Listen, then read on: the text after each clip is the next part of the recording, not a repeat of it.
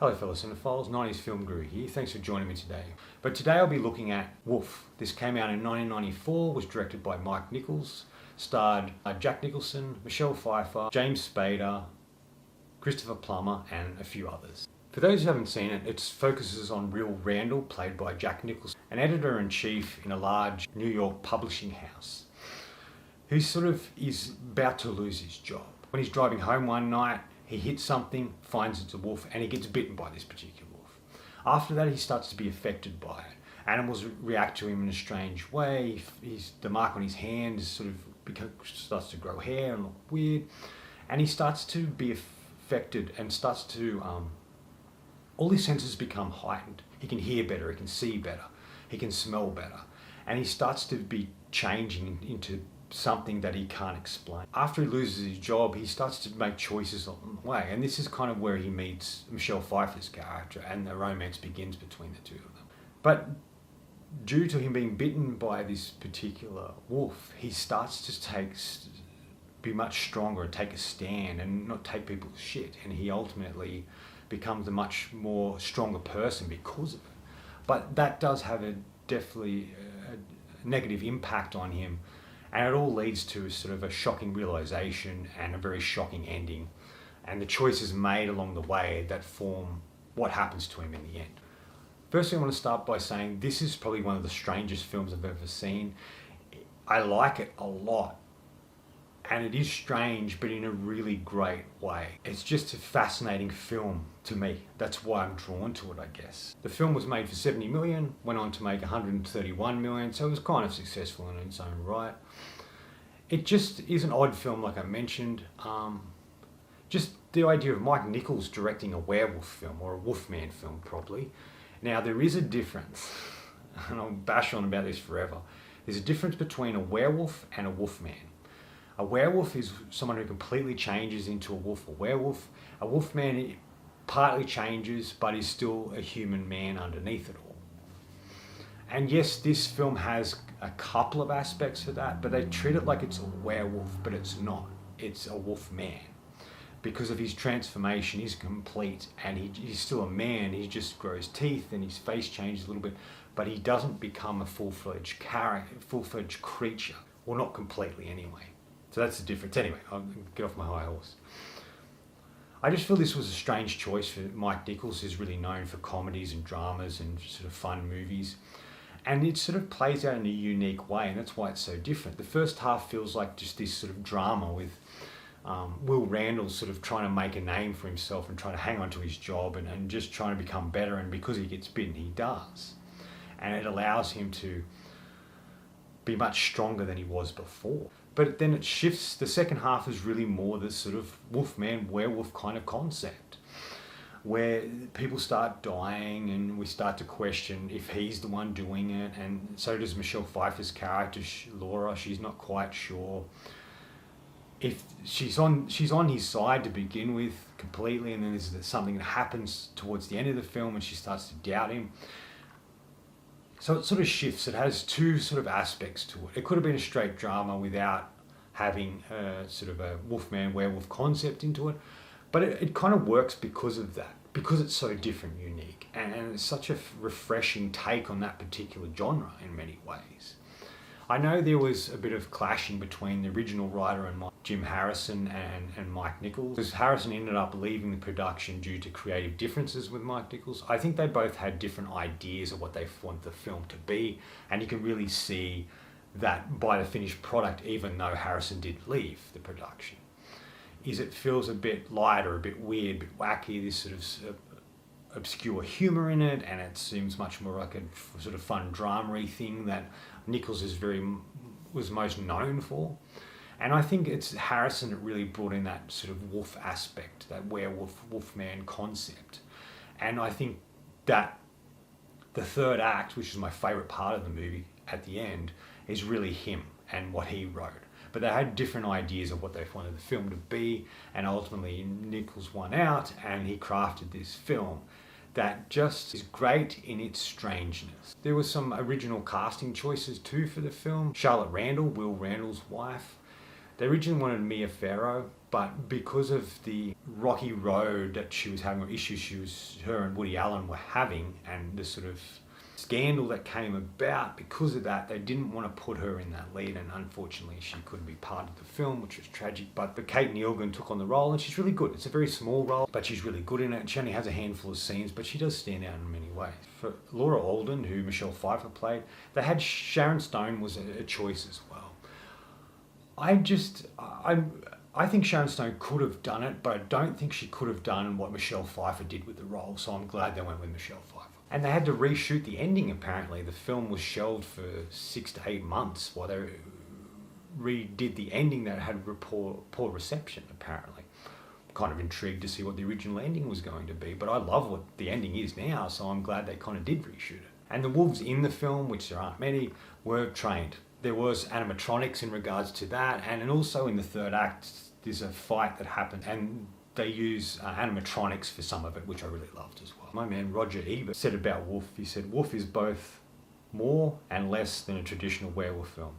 Less because it doesn't provide the frankly vulgar thrills and excess some audience members are going to hope for it to be, and more because Nicholson and his director Mike Nichols are halfway serious about exploring what might happen if a New York book editor did become a werewolf. That's kind of interesting. And I think that's why I love it so much, because it is so different, unique, and sort of refreshing in a lot of ways. All the performances are really great. Christopher Plummer in his little role. James Spader, as usual, playing sort of a quirky, strange character. He does great in the film, and he's really cool in the third act, and I like what they do with him. Michelle Pfeiffer, brilliant. She's not only captivating on screen and fascinating, but she can hold her own against Jack Nicholson, and she really plays such a fascinating character with Laura, who's very supportive of him, who's trying to look out for him and look after him. And even when all these things have been thrown at him, like accusations and certain things, she stands by him no matter what. And even in the third act, when something's revealed and she starts to doubt him, she still doesn't give up on him completely, and I really love that. And I really love the first introduction of her, where Nicholson comes through the thing, he's having a panic attack, he sits down, and just in the background we see her sitting on a chair, she gets up, gives him a drink, and then we see their interaction. There's something really cool but cold but tough about her character in this, that she's just captivating to watch, and I really love her, and I love the chemistry she has with Jack Nicholson. And ultimately what she does in the end of the film and how it ends is really wonderful, and she's great in it. But obviously it's Jack Nicholson that's the star of this vehicle. And with Mike Nichols' guidance and Mike Nichols allowing Nicholson to do what he does best, really created an interesting character with Will Randall. When we first meet him, he's kind of your normal sort of character that Nicholson would play. And there are moments throughout the film where he does improvise things I'm pretty positive he does. And he's very funny and unique, and he's very Nicholson in a lot of regards. But it's his work as when he starts to transform into this werewolf wolfman concept. He has facial hair and teeth, and it's his expressions, the way he acts it out, the way he sniffs the air, the way he runs through the forest in one particular scene, looking like this wolfman chasing a deer. He's wonderful, the way he jumps into scenes. Just the way he sort of portrays it is so fantastic. And you can tell he's having so much fun with it. And you can tell that Nichols had a part in it, but it was really Nicholson that really brought it to life. And it was really effective and wonderful to watch. And he has, like I said, he has great chemistry with Michelle Pfeiffer. And he has a good arc. He starts this mild-mannered sort of editor who is a bit soft and lets things happen. And then he becomes this man who takes chances, who wants to be better and is trying to rise above what's going on. All the while, this darkness inside is attacking him and trying to take control. It's a really wonderful performance, and probably one of my favourite Nicholson performances. But he adds so much to the movie and makes it so interesting and fascinating. In many ways, I agree with Ebert. This film was trying to do something different with the werewolf genre. The first half felt very different than what you would usually see. The second half felt much more like what you would come to see in sort of a werewolf film or a Wolfman movie. But by doing that, he sets up this character we like and care about. The same with Laura. And even James Spader's character in a lot of ways. And we care for these people. We know who they are. We know what they're going through. And it has much more of an impact when we see these bad things happen to them, or they start to change or be affected by what's going on. You care for them. You want to see them succeed. You want to see them survive. And I think that's a testament to Nichols being able to craft that and then able to deliver on certain aspects. There aren't really many murders we see on screen. We don't really see any blood in the film. It's much more pulled back and hidden, and it's sort of done in shadows. It's like, not like he was scared of the blood, but it was like, let's try and do something different with the concepts of this particular genre. And in that way, he does nail it. You do have a really great old man character who explains to Nicholson's character, Will, about what's going on and who he thinks he is, and the idea that a wolf or a werewolf isn't bad. It's the man that is bitten by it, and it's the type of man this person is that makes that wolf good or bad. And I thought that was really great. He even says to Will, like, I've never seen one like you. Like, he's had experience with this. He comes off as don't knowing anything about it. It's all theory or made up. But it feels like he's had some sort of experience because he understands how different Will is compared to some other people he might have interacted with. And I thought that was really cool. Their scene together is really great. This guy's dying, he wants him to bite him and he won't. And it's just kind of an interesting back and forth between these characters. And he's a character that's always needed in these particular films because they need a character to explain what's going on, why a person's being affected and what's causing that effect, and what that person may be able to do to help themselves overcome that. I think the music is really strange at times, but really great, operatic in so many aspects. And it's just a film that I found captivating. I showed a friend of mine, he agreed it was really weird, but he liked it as well. I can't put my finger on what I really loved about it. I think it's a combination of things: Nicholson, Michelle Pfeiffer, the concept, in the genre, the story it's telling. But there's just so many moments in the film. And I like how, like, the film plays kind of normal to begin with. Yes, there are some moments where Nicholson starts to change a little bit and we get to see that monster creature aspect, which was cool.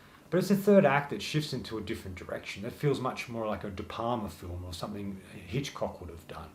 In the way it's filmed and done, executed, it just feels kind of like a much more thrilling aspect to it. Yes, the whole film could have been like this. Will could have changed earlier. He could have been starting attacking people and didn't know it. Whatever. He can't remember anyway, which I thought was an interesting aspect to it. But I kind of like the way it's done. Like I said, it sets up the characters in a great way and we care for them. And then the third act is where we get what we've been waiting for the whole movie. We get the horror, sort of werewolf, wolfman sequences that we really wanted throughout the movie. And that's what really defines this film. And it feels refreshing. Like I guess exactly what Ebert said. It feels refreshing in parts, but it also feels traditional in others. And I think that is just a really fascinating way to sort of do something kind of original, but not completely. It's like how they do remakes, paying tribute to the original, but doing something original. And that's kind of what this film does.